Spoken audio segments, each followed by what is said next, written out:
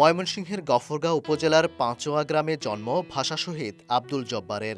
সবুজে ঘেরা এ জনপদেই বেড়ে উঠেছিলেন তিনি। সাধারণ জীবনযাপন করলেও ইতিহাসের এক অসাধারণ অধ্যায়ের সঙ্গে জড়িয়ে আছে তার নাম। ১৯৫২ সালের ভাষা আন্দোলনে রাজপথে নেমে মাতৃভাষার অধিকারের দাবিতে বুকের তাজা রক্ত ঢেলে দেন তিনি। সেই আত্মত্যাগ তাকে স্থান দিয়েছে জাতির শ্রেষ্ঠ সন্তানদের কাতারে।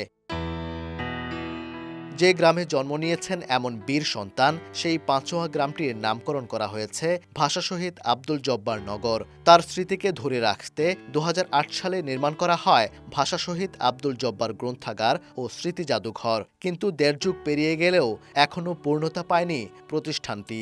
স্থানীয়রা জানান, প্রতি বছর মাতৃভাষা দিবসের আগ মুহূর্তে জাদুঘরটি ধুয়ে মুছে পরিষ্কার করা হয়, কিন্তু সারা বছর তেমন কোনো কর্মকাণ্ড থাকে না। প্রায় ১,৪৬০ বর্গফুট আয়তনের গ্রন্থাগার ও জাদুঘরটিতে ৪,০০০-এর বেশি বই থাকলেও নেই পাঠকের আনাগোনা।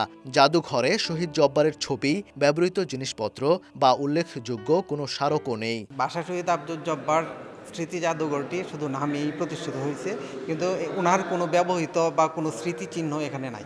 লেখা কিছু তথ্য আছে এখানে মাত্র। যদি তার কিছু স্মৃতি বিজড়িত কিছু দুই একটা জিনিস এখানে আনা যায়, তাহলে মানুষ কৌতূহলী হবে এটা দেখার জন্যে, আসার জন্যে।